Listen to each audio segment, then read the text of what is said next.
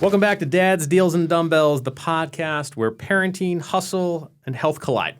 I'm Joe, your legal strategist by day and designated snack distributor by night. I'm Dr. Mitchell Quill, your local chiropractor, barbell enthusiast, and dad of organized chaos.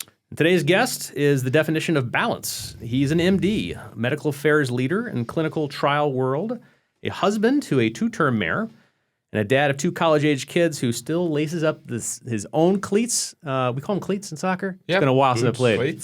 Laces up his own cleats, boots to play soccer in adult leagues. Nice. We're thrilled to welcome Dr. Emad from Emad. It's fine. Both ways are fine. What's the right way? Dr. Basta. Besides Dr. Basta. Well, the right way doesn't really exist in English because the letter sound does not exist in English. It only exists in Arabic. Oh, jeez. Okay. So Emad is fine. Cool. We go Emad Basta to the pod. Emad, welcome.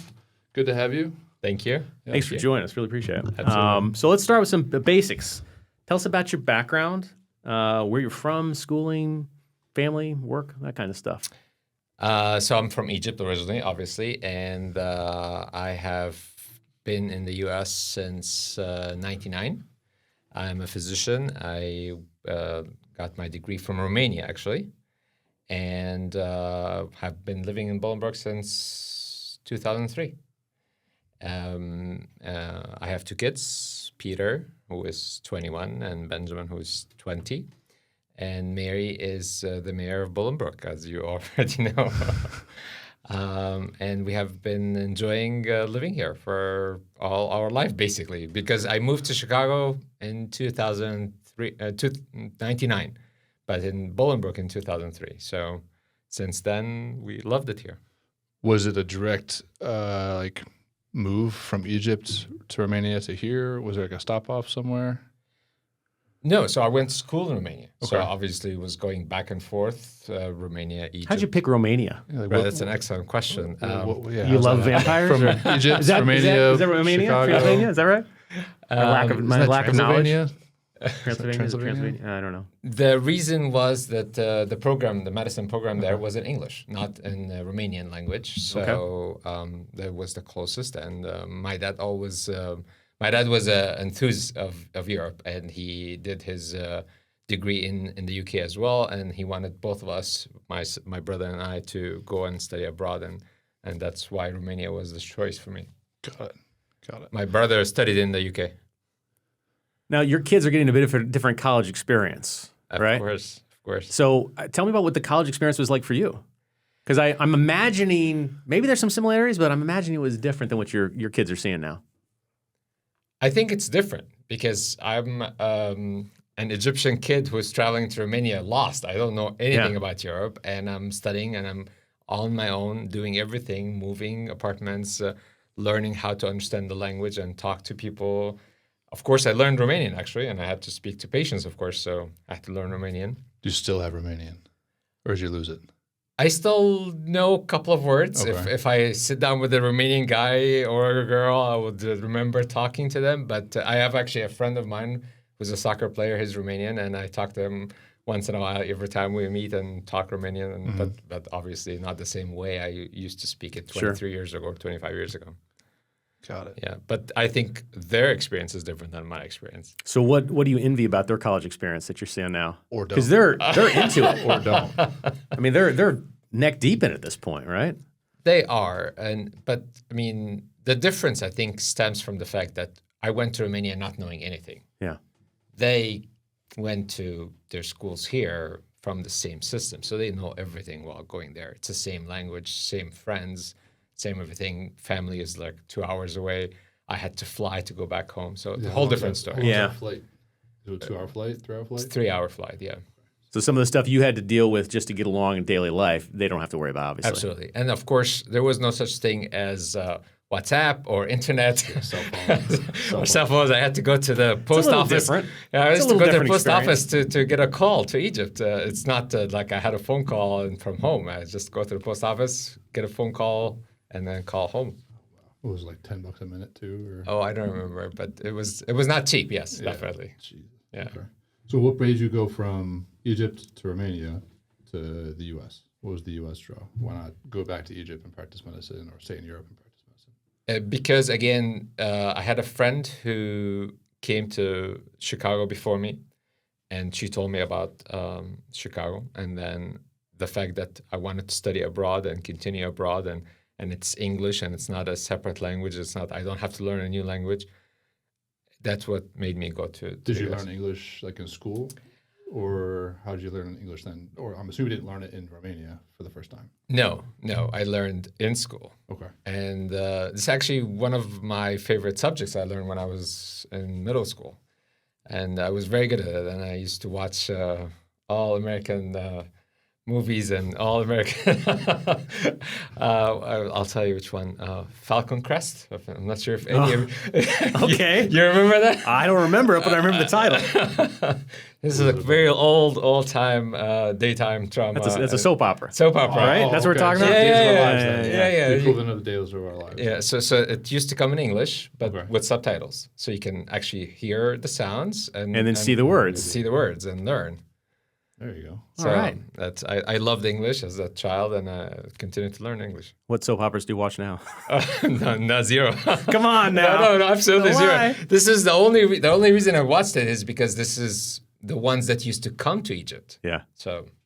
So it was Days of Our Lives. It would have been Days of Our Lives. Or Not Days of Our Lives. I don't remember seeing that, but the other one was As the World Turns. the Bald and the Beautiful. Bold and Beautiful. Okay. Okay, got it. Got it. Well, that's fun. Nice. That's fun.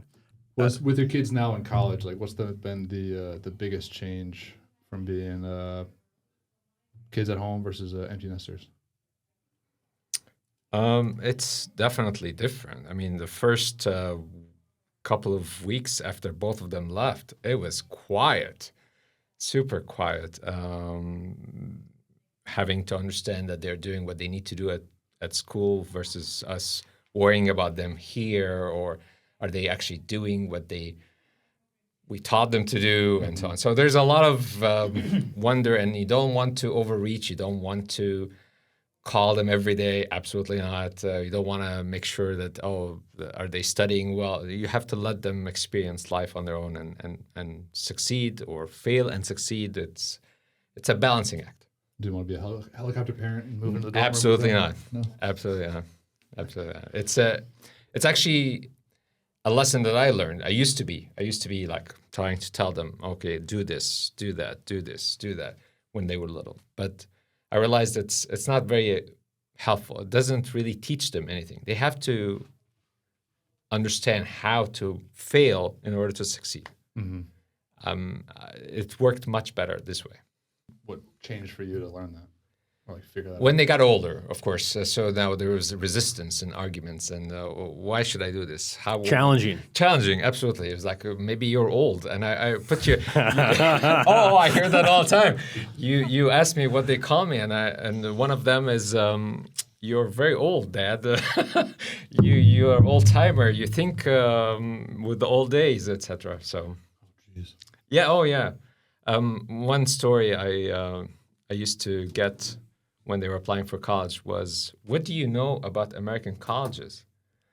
You have never been to an American college, so what would you know? What could you possibly know? That was kind of my next question too. Yeah. What's the difference to them? Obviously, you have your experience going from Egypt to Romania. Like, it's like kind of what Joe's question. Like, what was the big difference between the college experiences and Right. and then, like, that's kind of a fair question. maybe their tone could have been better if they were saying. I mean, it's Or- my kids, of course, telling me that. They would not say it to other people. Yeah. What do you know?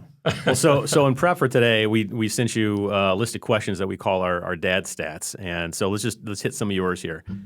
So apparently the nickname senior citizen or old. They don't have to call you a boomer, do they? No. That one's very derogatory for us Gen Xers. Ben is my youngest son, and he's currently working in a day camp and at the YMCA, and he has 4 years old and 5 years old. And they asked him, how old is your parents? And he said, they're this age. And the kids said, they are like our grandparents. And he recorded them saying that to us and sent it to us in a text. Oh no! How nice of your children. All right, so 2 kids, 21, 19, you said, cover the hometown. Your current occupation is as a medical director? Mm-hmm. tell those lay people of us in the world what that means. What do you actually do? That's an excellent question. I can talk and talk about this for a long time. Well, dumb it down for us, for me. Any medication that you take has to get through an FDA approval process.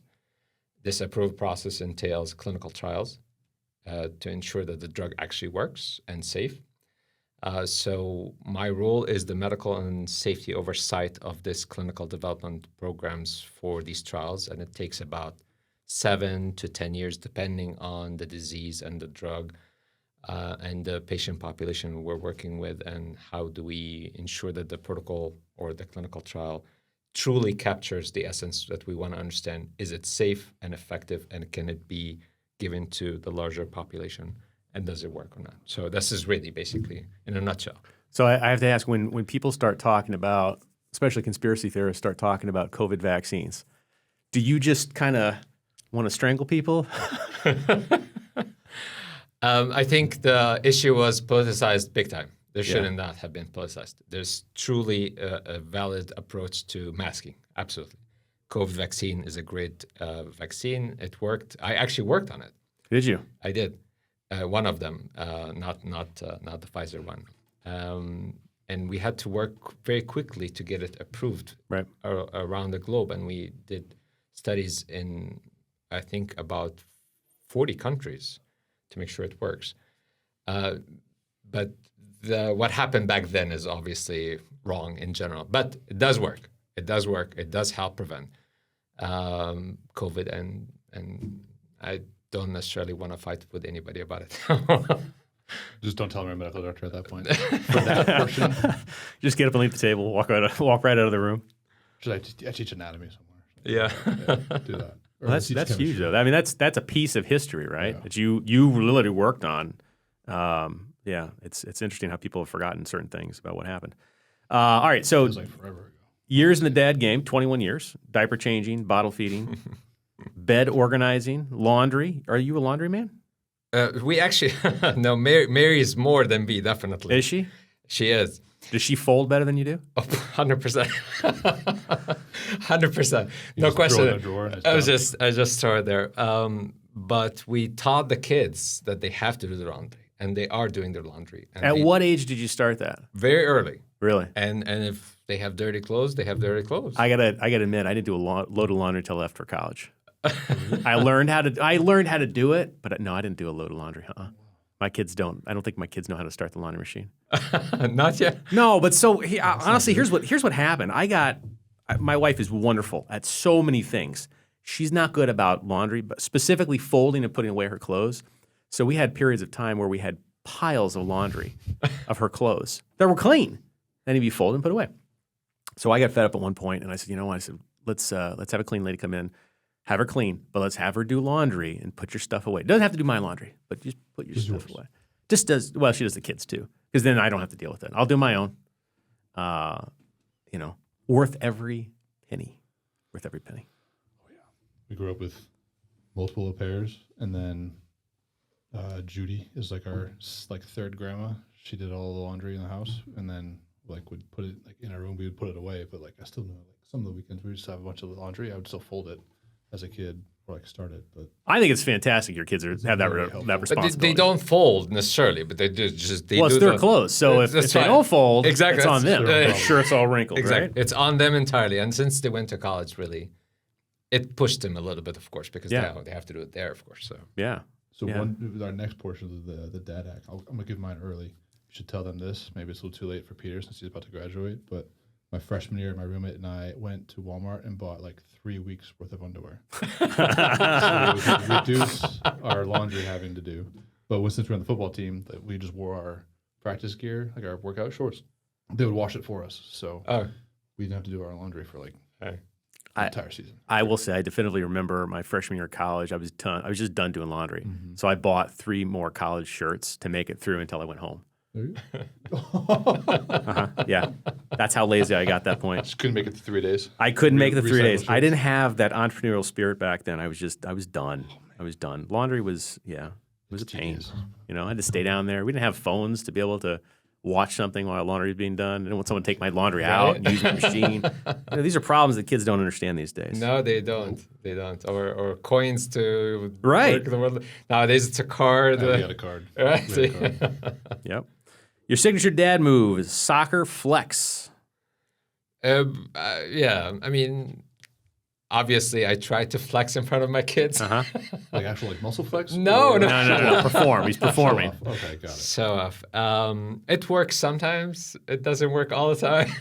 They more flex on you. They do nowadays. They definitely I was do. going to say, how painful was it the first time they solidly beat you? Painful. Did you act like you let them win? No. Oh, no, you gave it to 'em. They actually, they beat me fair and square. Way more talented Then than me. how old were they when that happened? Like 7 or like No 14? older. No older. There was like, I think 14, 15. Yeah. That's more manageable. Yeah. When they were younger, yeah, I did let them, of course. Ooh. You have to see that they can actually go through it and let them. So that's fine. But nowadays they crush me. They crush you. Well, they're a lot younger than you are now. I mean, come on now. It's they should be able to crush you. If they can't, then they're messing up. Right. Then it's their problem. They don't get a big trophy for beating dad at this point. Your go-to fitness routine, you say it's a long story of transitioning from an athletic teen to a crazy busy college kid, then overweight, and then back to being healthy. Yes. When I was in school, college, I was busy, really. Yeah. And again, as I mentioned, different country, don't Sure. know anything. So it was like I'm not playing anything, I'm not doing anything. I was just studying. And then COVID hit as well. And COVID was, I was doing a master's degree here. Mhm. I did a master's degree in Benedictine. I was working, studying, and taking care of the kids. So I even got overweight. So I was 250, 255. Mhm. And after COVID, like a year after COVID, I was like, I have to stop. I have to stop and go back to my original self and transition back. So I lost a good 70 pounds. Wow. And What was the key?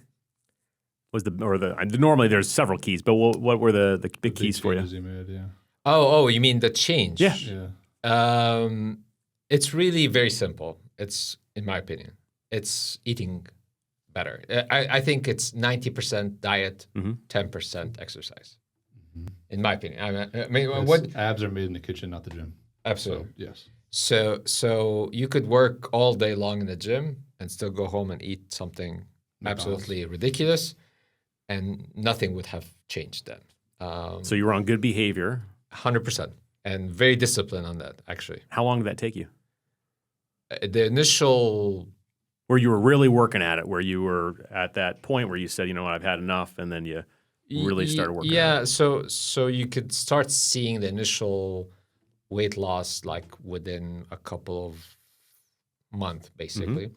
And then for the past 4 years, I've been sustaining the same routine. Which is? Oh, The secret to your success. there's no secrets. You can pause this if you want. How much are you going to pay? It's basically, as I mentioned, eating less. Yeah. I eat very early in the day, meaning I don't eat late at night. So I don't have any meal past 4 or 5 p.m. Really? Yes. So it's kind of like an intermittent fast type of deal. Yes. Yep. I eat lots of protein, definitely. But I still, once in a while, I eat carbs and sugar. That's fine. But main item is protein. I used to put 2-3 spoons of sugar in my coffee. And I drink a good 4 or 5 cups of coffee a day. Right. Not anymore. And the first week was like very horrendous. Just do straight black, or do you do a little creamer with it too? or- Straight black. Oh yeah, that's a big change. Oh, Horrendous. You drink manly coffee. Horrendous. But I have to tell you, nowadays, I enjoy it. Do you this really? way. I enjoy truly the do. smell. I've never enjoyed the taste of black But coffee. what I've found, same thing. I don't do any sugar or creamers. Cold brew is the best because it has like a bit of a sweet flavor. Sometimes if they burn the coffee, it tastes bitter, like the hot coffee. So cold brew is like a good sweet finish. That's good stuff. And it's got more caffeine. Yeah, I mean, I truly enjoy it without sugar or creamer nowadays. Nice. It's you develop taste to it. And that's my routine for the past 5-6 years now, almost. What time do you get up in the morning? Early, 4. And There I you go go. to the gym Welcome at to the 5. club. I go to the gym at 5. Yep. That's the other part. So you go 4 o'clock? We're both, I think, I didn't see it. Yeah, We'd be between together. 4 and 4:30, I'm up. Yep. Yeah. Usually around I waited till 5:30 today, so I had light out for when I rode. But You look were like Spider-Man when you just were out. landed. The blue suit. yes, that was me I thought it was you. in the blue onesie. I was driving, we sometimes run into each other at the gym or at that DuPage sports complex yeah. there. So Greenway. which gym do you go to? I go to Lifetime usually in the mornings, and then I also found a couple years ago a morning workout group called F3. So it's just a bunch of guys. It's free, open to all men, held outdoors, rain or shine, kind of period led in a rotating fashion. And then at the end, like it's got like a little short prayer, like circle of trust type of deal. And it's out of the Naperville region. I think it's the second largest in the entire country, outside of like Charlotte, North Carolina, or something like that.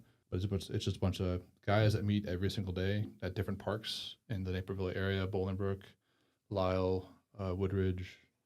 There's one in Plainfield too, but I think that's a separate like group of people region.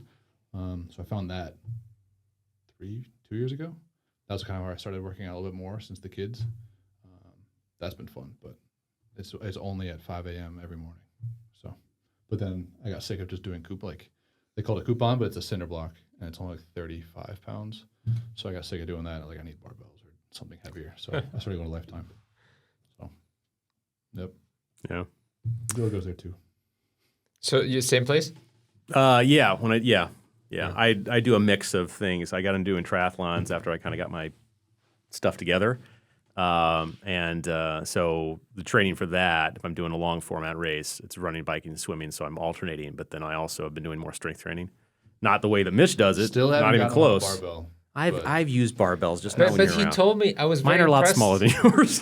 I was very impressed when he told me about his triathlon experience. Oh, yeah. It's really impressive. I'll never do that. but Chicago triple this that's year. pretty cool. Very impressive. It might kill me, but we'll see. I have to say, yeah. We'll see how it goes. But the early morning rise thing is something that we're big believers in. Gets it going for sure. Yeah. And it also, especially you got really young kids, but for me, I'm up, I'm working out, I'm back home before my kids are awake. That's Then I can help them get off to school. You know, that's the only time I can really do it. From a practical point of view, the gym gets very crowded later at night. Oh, yeah, it does. I've gone to the gym. I'll go to the gym now at 5 a.m. on a Saturday when it opens. There's 5 cars in the Yeah. parking lot. I'm the only one in the weight room, maybe out of like Yep. 2 people. It's amazing. I can have like 3 different machines going. I can do my supersets. No one's gonna interrupt me. But by like 6 a.m. on a Saturday, it gets pretty busy at Lifetime. Yeah. If you're there at 11 or 12, Yeah, it's insane. terrible. Sundays you can't find space. It's insane. But So let's talk dad hacks. You got a good dad hack for the masses? Something you recommended or you extra learned? underwear to do Yeah. laundry. 3 weeks of underwear. It worked. It was great. I'm sure. Saved so much money. I don't necessarily have a dad hack, but the only thing I did learn really with my kids is they have to learn on their own. And you can just guide them. But if you want them to do something that you think is the right way to do it, you cannot just say, do this. It will never work. Right. You have to either do it in front of them and see how you deal with the problem, or talk about it from a general point of view and let them absorb it. But that's the only dad hack I have. I don't Yeah. have any That's other all dad right. hack. I want to shift for a minute. So, the idea here is dads, deals, and dumbbells. We talked a little bit about the dads. We talked about your professional background, and we talked about a little bit about the dumbbells. But and this is kind of a question about how you teach your children. Do you have a focus with your kids about instilling in them the idea about financial stability? I don't want to say financial success, but like the entrepreneurial element or work ethic. How do you do that? Definitely. That's a very important lesson that we had to talk about over and over and over again. And we had to start different stages, different levels. And first thing was having their own bank account. And what do? They manage it on their own, and how much money is incoming, how much money is outgoing. They worked as a referee when they were little, which was, I think, one of their first early jobs. You also get to learn to deal with confrontation during those jobs. Yes. And absolutely. crazy T-ball parents. I know Was it that soccer anyway. referee Yeah. for Bolingbrook Soccer Club? Or, Yep. Yeah, okay. Yeah. Or around as Just well. anyone available. Peter worked in Smoothie King. Benjamin worked at Dairy Queen. and they worked I think at Subway as well, and they worked many jobs. Okay. We instilled in them the fact that if they need something, they have to have the funds for it, and the only way to get that is you have a job. They can get money from us, that's fine, but it's only limited to the daily activities that they need to do.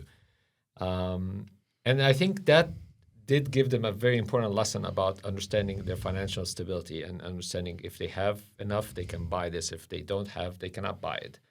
And this is really the lesson that I wanted to learn. And then as they get older, we moved on to using debit cards and credit cards and understanding the stock market and can they can they buy a stock here and there? What can they do with the What stock? age were they at when you started doing that piece? Recently, this is like the past 2 years or so. Okay. The stock market, of course, we're not going to do that at 15 or 14, unless you're a great entrepreneur and know a lot about stocks. I don't know anything about stocks.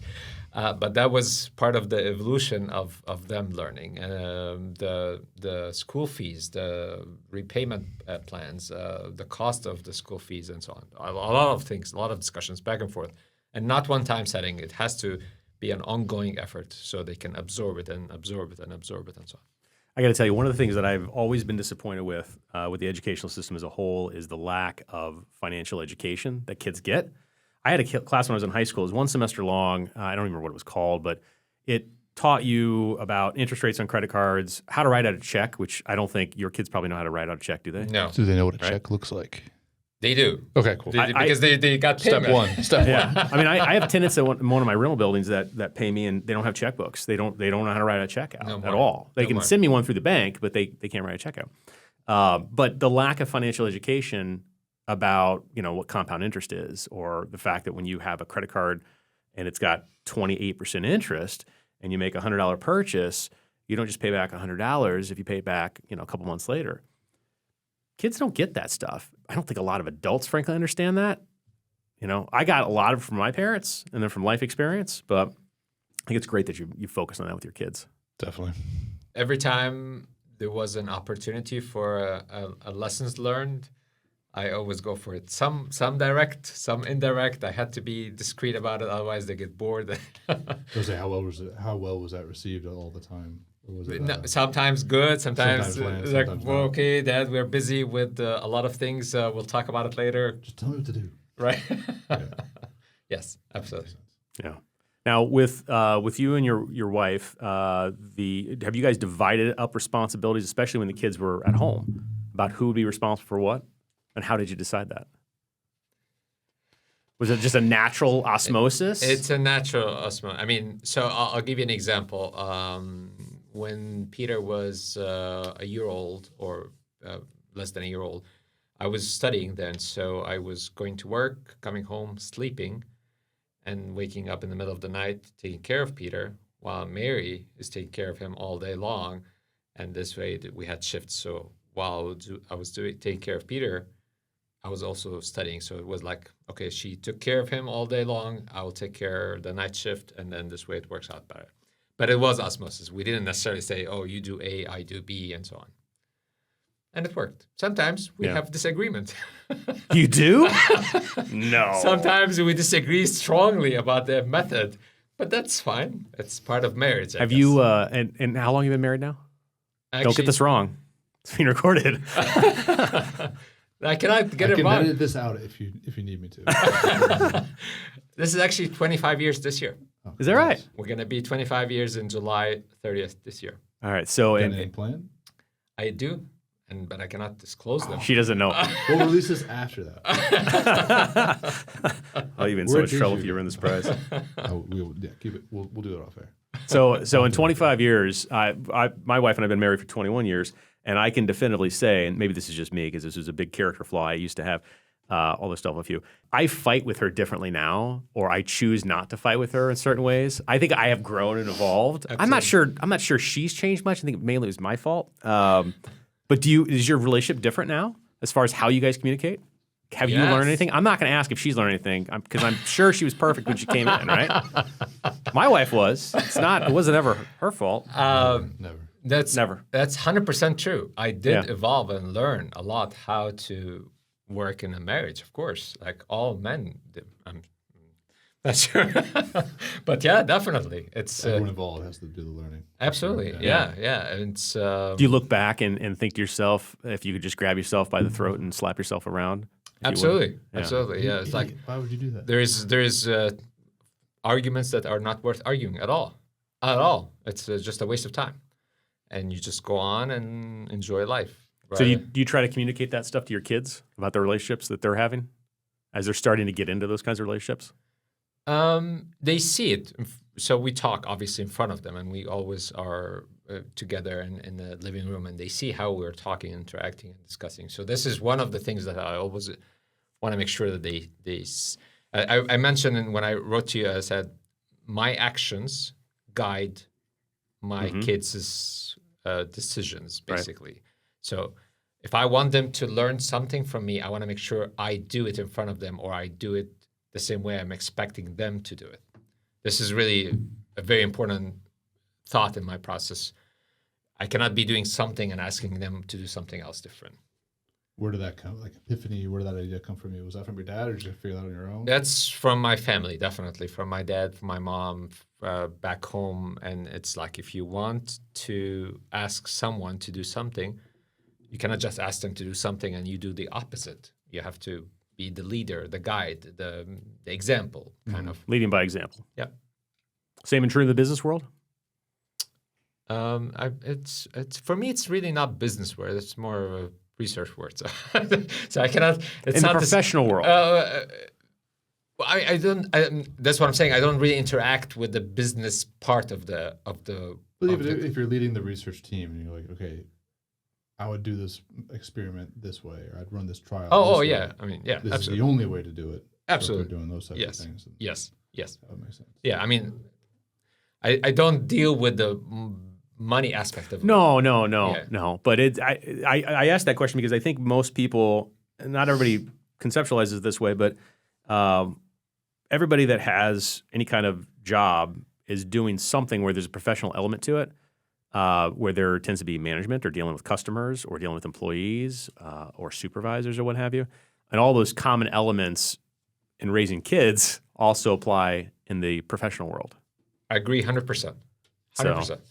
100%. So it's like having a boss who tells you to do one thing and they do something completely different. I will tell you. So now that you brought it up and explain it this way, every time I talk to my team internally, I try to raise the point. If I was the client on the other call, what do I want to hear from you, and what do you need to do to make me understand what you're doing in a day-to-day basis? And so this is basically the same approach, viewing it from the other perspective and understanding if I want them to do something, I want to explain to them how to do it and lead by example. Yes. So kind of put yourself in their shoes, figure out the questions they would ask, answer them before they even pop up. So handle it all ahead of time. Yeah. For sure. Yeah. I do that with my kids, and they're like, "All right, how would you think to do this?" Even though they're 5 and 4, I'm like, "What do you?" They always ask. They're at the why stage. Yeah. So like, why is this? Or even my 2-year-old's like, "What's it do? What's it for?" I'm right. Like, well, what do you think? And I'm trying not to answer it for them. Correct. But they're 2, 5, and 4. So have you gotten to the stage where you're just fed up and you say because? Oh yeah. Because I told you. They'll go. Just accept the answer. Why? And I'm like, I don't know, because I said so. I'm like, I know you're not supposed to say that. But There's your parenting fail. After 5 iterations of what to do, like, all right, this, because I'm in charge. But Stop. I mean, I have to say this is really a great strategy, letting them try to figure it out, letting them answer. Even if their answer is wrong, it's fine. But they thinking. Come up with some funny stuff. I can't remember anything else. Thinking about it. But yeah, I'm like, what do you think? She's like, because this, and that. I'm like, totally, whatever, man. Like, you're 2, go for it. It's like he thought he was Thanos the other day. That was pretty funny. He had like some vase on his arm. It's like, Dad, I have a superpower. Totally. You're gonna beat me up. So let's shift and talk a little bit about your adult soccer league. Tell me about this. Is this a bunch of geriatrics playing soccer, or wheeling around the field with oxygen tanks and defibrillators? Don't trip over my cord. At least you know where the AED is. There's a medical professional there.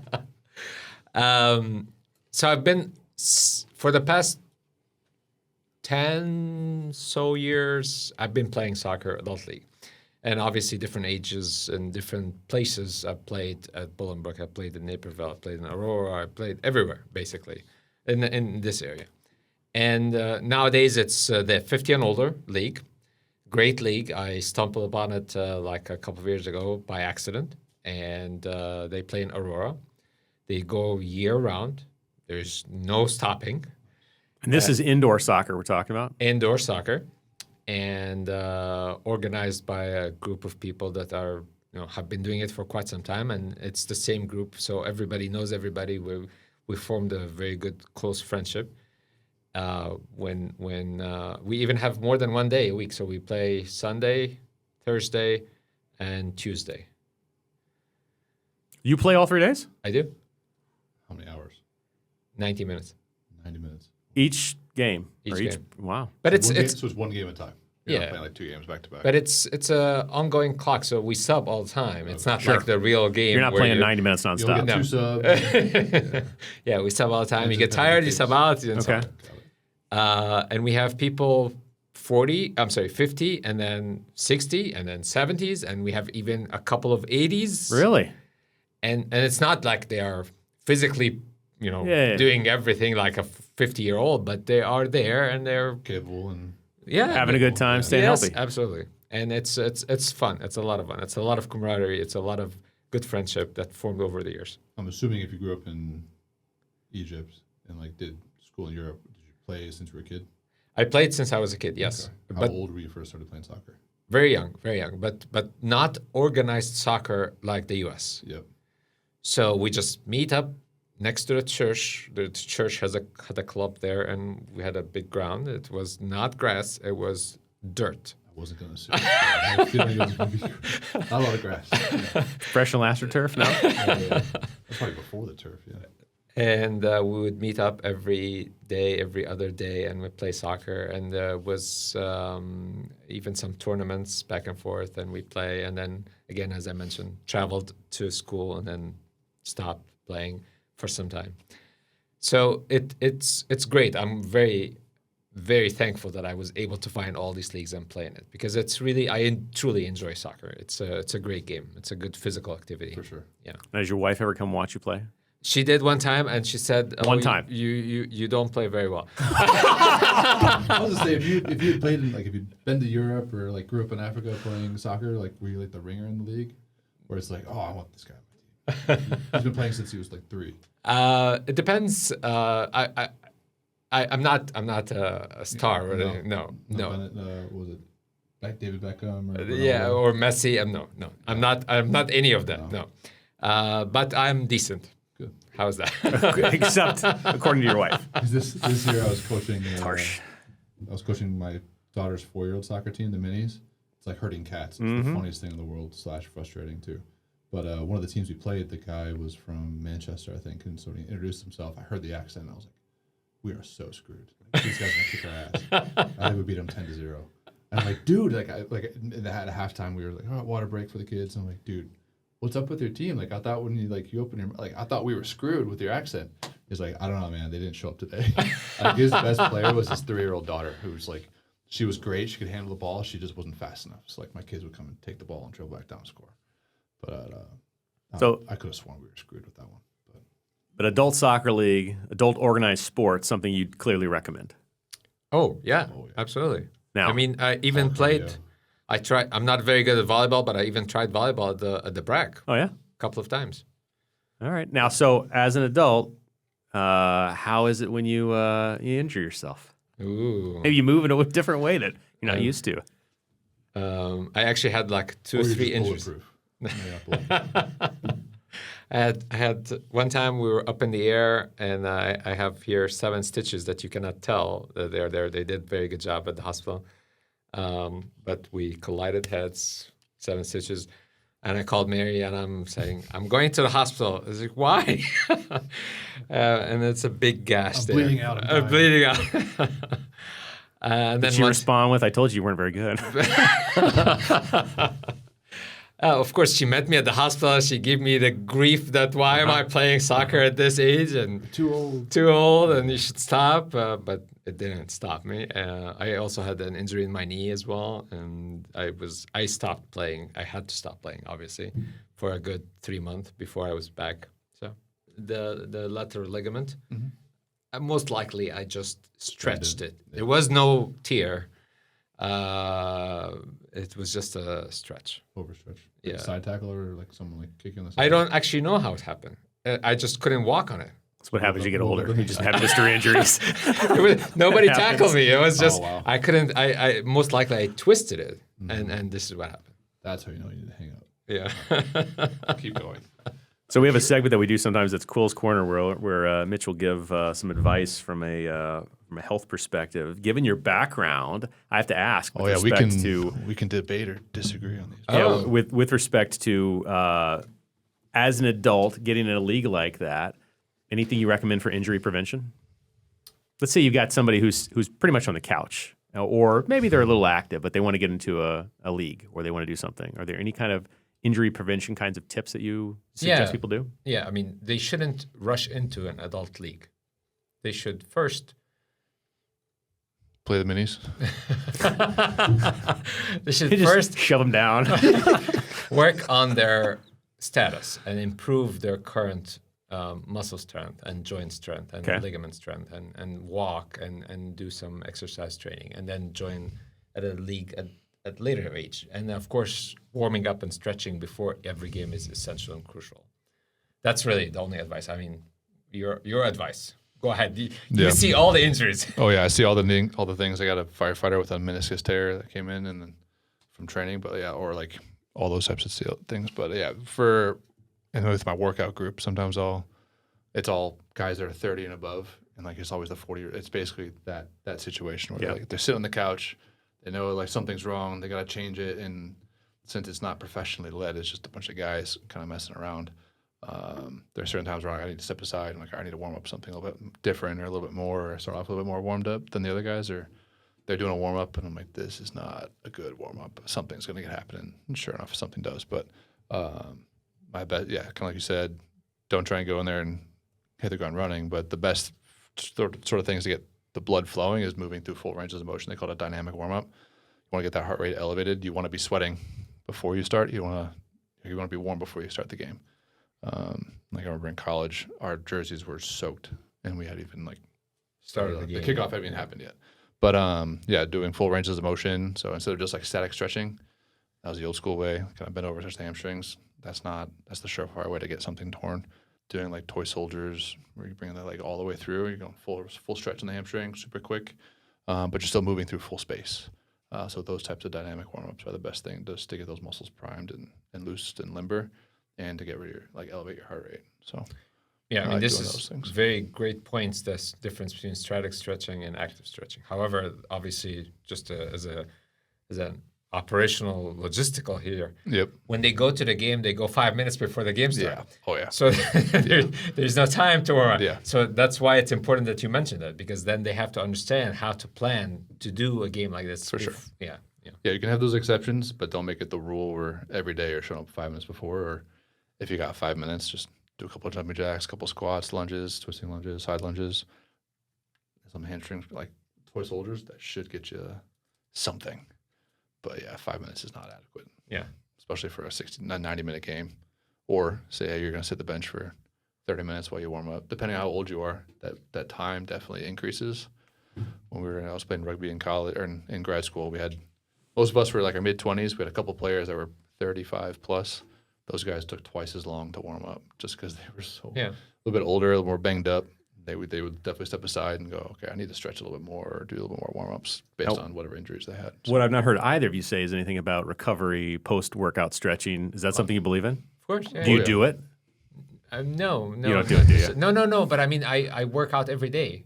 Yeah, well, but when you're done, do you do any kind of cool down, muscle rolling, nothing? Rolling. Yeah, That's when you do the I get in my really car do. and quickly run home.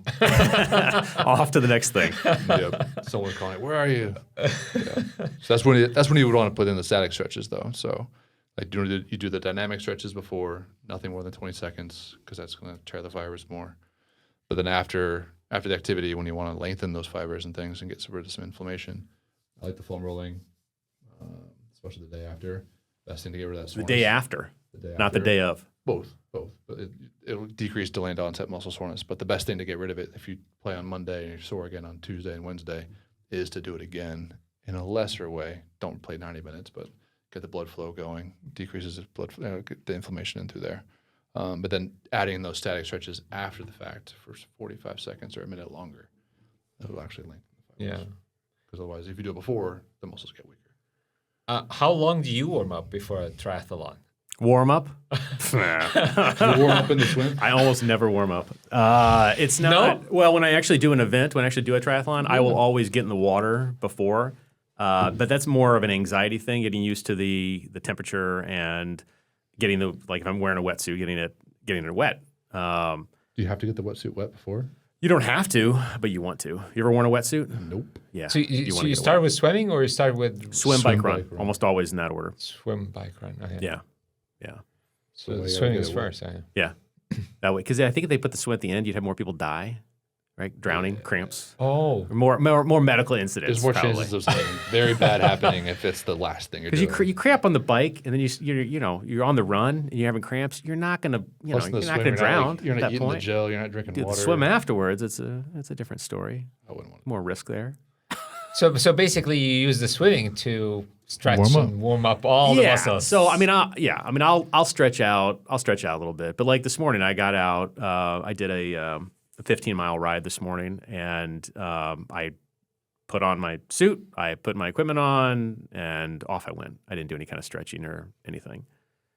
I'm not saying that's the best advice, but that's what I When you're in a did. pinch, it's okay. That's what I did. Just don't make it the rule. Yeah. I really don't stretch before I run either, to be honest with you, Mitch. I know. Well, I'm not a pro athlete, so just gonna I'm not giving out advice. I'm just telling you what I do, Earmuffs. dumb as it is. Yeah. Oh, I wanted to ask you. So you're in a unique position, not just because of you, but because of who you're married to, right? And for the audience, we've mentioned that your wife is the mayor. We're in a town of 76,000 people. You probably know it down to the exact number. I'm sure Mary does. How has that changed your relationship at all? Or parenting, for that matter? Granted, your kids were older. They were in high school, both in high school, Yeah. when she got into politics. Yeah. I mean, it didn't change the relationship. It definitely changed how we prioritize activities. And she can have an event that shows up on her calendar like that. And obviously we have to work around and try to see what we can do. And sometimes we have to divide and conquer. And then she does the village stuff and I do the other stuff that I need to do from a personal level. So it's, but I mean, you just have to learn to prioritize and work around things that come across, and you have to do both. Basically, that's the thing that we learned more to be more efficient, I guess. But it doesn't sound like you were stressed out by it. You adapted very quickly. Yeah, for me, I'm obviously not doing her job, so she's the one who's doing it. She has been doing all the stuff. She had to learn, of course, a lot of things, as with any new position, but she loves these, and I'm not saying that because she's Mary and my wife and everything, but she likes to find solutions to problems and fix them. This is like her niche. She likes that, and she does that on us all the time at home. So it's good that no, it's true. She does love that. So great. I'm glad that she likes it and she enjoys it, and she's just prioritizing how to go about fixing all these issues. So it's really good. For us, the kids were older. Yeah. We didn't see them as much anyway. Yeah. They were. So she was bored. She was. They were driving by that time. So once they start driving, it's less and less time with them. Less chauffeur time, yeah. Yeah, for so sure. less time with them. And we just have to adapt. And then Peter was going to college, and then last year Benjamin went to college. So Does she ever ask your opinion on some issues that need a solution that she can't figure out? She kind of brainstorm together, or are there any pieces of legislation in Bolingbrook that it should have your name on it instead? no, that's actually absolutely Stay in your lane. Just, I actually stayed in my lane very clearly. She does talk about issues, of course, and problems, and what happened here, what happened there, and so on. I remember one of the very common issues that happens in winter is which street is going to be cleaned plowed up first. Plowed first. That's all the Facebook pages. Those are so funny. It's been many a politicians lost their job because someone's street wasn't plowed. I hear it all too from the public worker guys that we see. Oh Yeah. my gosh, those guys, they got some crazy stories. So I hear that. Yes, that's true, and it's fine. It's okay. It's like people forget, like, hey, you live in the Midwest. There's snow. Yeah. Well, It takes time to get rid of. Yeah. So I work more as a hearing method for her. She just talks and Your Or sounding venting. board. a sounding Or board. venting. Prevent. You're good at listening. Yes. Or sometimes she does not say that I am good at listening though. So I'm not sure she's gonna see this video. But No good at yes. soccer. No good at listening. It's okay. That's part of every husband and wife relationship, kind of. Can be. Pros and cons to everything. It can be. We Any all have our chance that you're skills. going to have a second Basta in politics at some point? Me. Yeah, or- you. Me? No. Not a chance. No. One isn't. I love politics actually, but no. Don't want to take RFK's job. Ooh, since we brought that up, you were the first one that brought it up. That's a great idea. Just dipped our toe right into politics. I will tell you. You started. I'm okay with it. I'm all right with it. 100%. Any other kind of final thoughts as being a dad, a professional, health, fitness? Yeah, health. I think, and I think all of you are going to agree with me on this. Is that, I mean, obviously we have a very bad diet here in Western world. Everybody knows that. We talk about it all the time, but we really don't do much about it. We have a very high sedentary lifestyle, and we talk about it, and people tend to forget about it. But I think it's important to understand that if you don't work on your health now, at 60 and 70 and 80, you're going to suffer big time. And the chance of fixing it then is harder than the chance of fixing it now. Key moments here, some of the key highlights, at least I took down here. Let your kids fail. Oh, absolutely. Some of your advice. That's hard. I mean, That's not in everything, no, obviously. and nothing, and in nothing, It's nothing serious. nothing that involves the cuffs Right, on the- right. behind the back. Hopefully not. Or any other bodily harm. Yeah. Don't jump full speed into sports at a high level Yep. if you're not ready for that. I would be interested to know how you know you're ready for that.